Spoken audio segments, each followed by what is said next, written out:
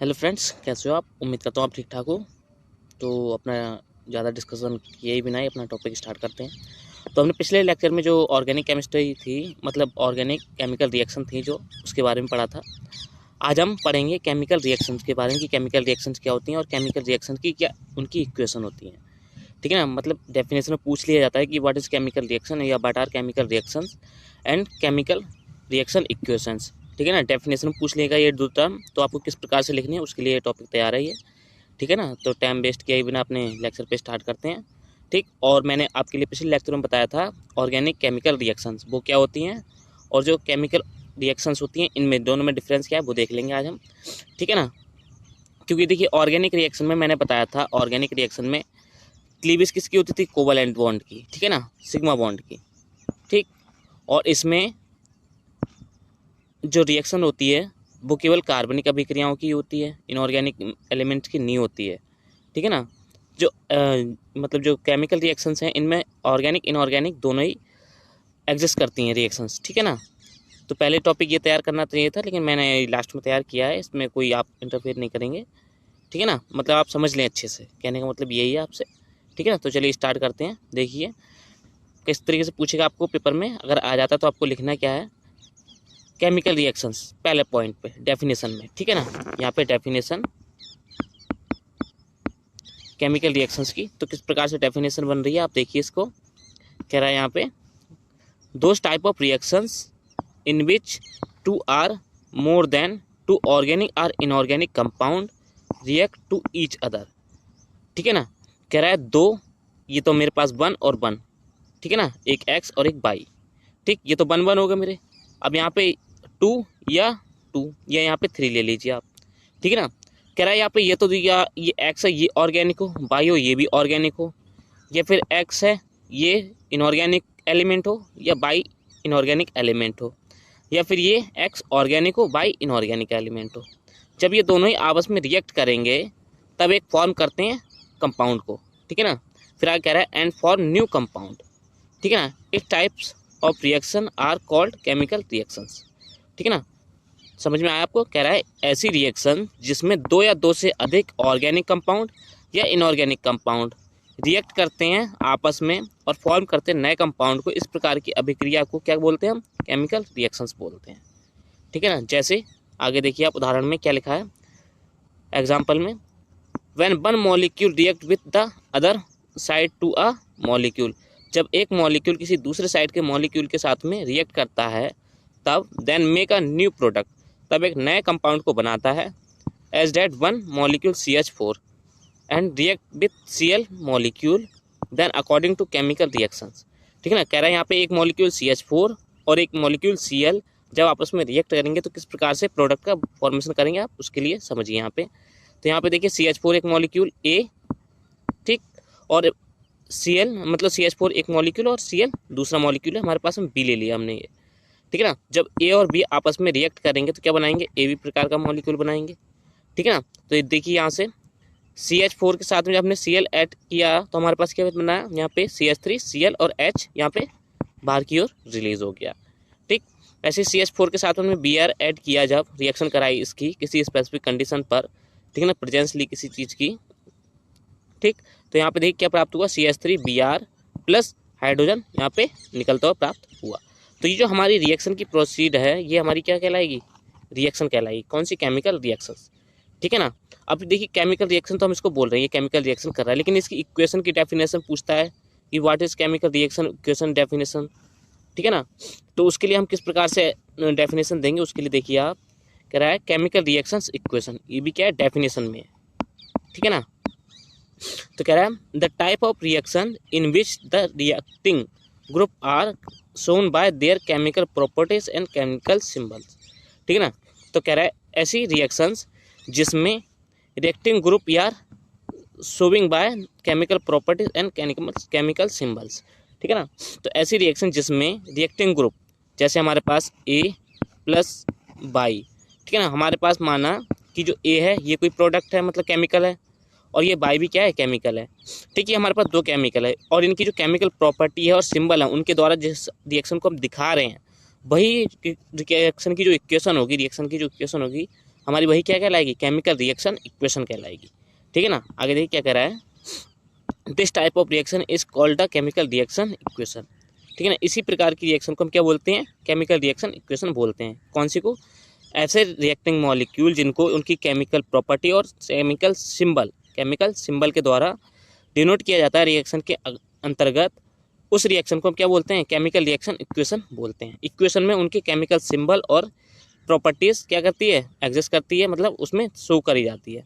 ठीक है ना। तो देखिए किस प्रकार से शो करी जा रही है, कह रहा है एग्जाम्पल में यहाँ पे कह रहा है 2 मॉलिक्यूल सोडियम Na के 2 molecule and 2 molecule chlorine Cl के 2 molecule react to each other then there chemical reaction equation.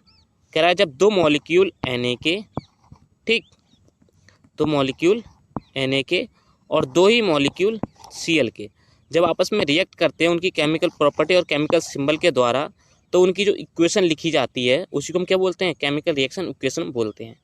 ठीक है ना। तो देखिए किस प्रकार से 2Na + 2Cl और इन्होंने रिएक्शन करी किस स्पेसिफिक कंडीशन पे यहाँ पे, ठीक, तो क्या बनाया 2NaCl सोडियम क्लोराइड।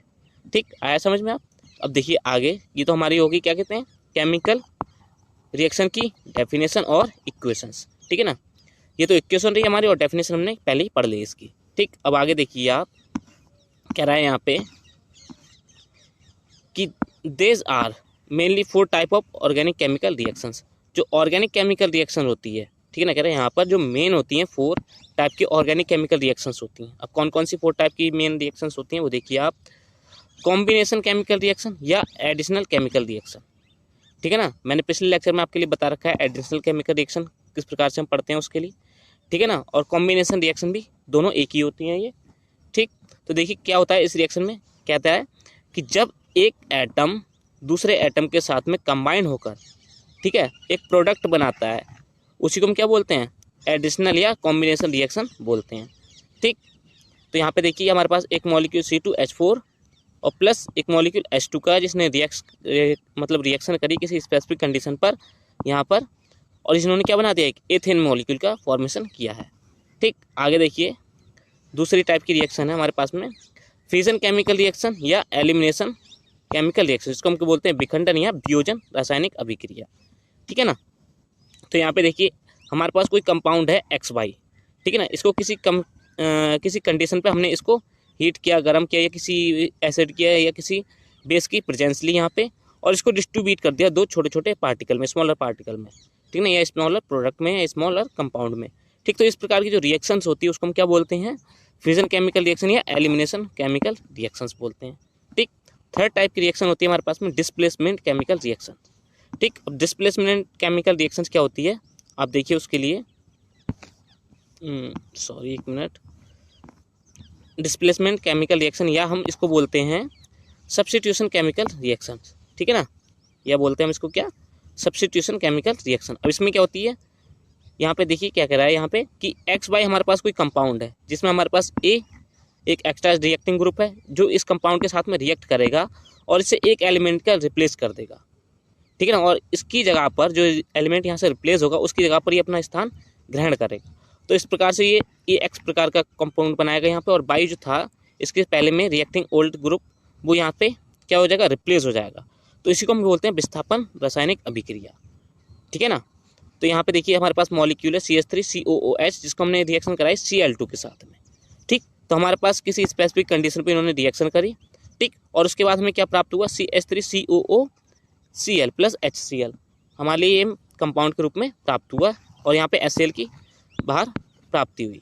ठीक है ना, अब देखिए आगे है हमारे पास में डुअल डिस्प्लेसमेंट, वो 4 टाइप की रिएक्शंस।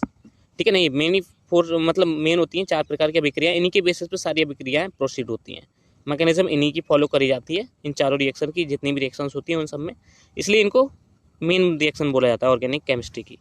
ठीक है ना, अब देखिए क्या बोल रहा है, डुअल डिस्प्लेसमेंट केमिकल रिएक्शन या और rearrangement chemical reaction. Formula reaction देख लीजिए इसको, ये बोलता है क्या, मतलब ये क्या होते हैं, विस्थापन या द्विविस्थापन, मतलब द्विविस्थापन या प्रतिस्थापन नहीं होगा, रीअरेंजमेंट। ठीक है ना, द्विविस्थापन अभिक्रियाएं।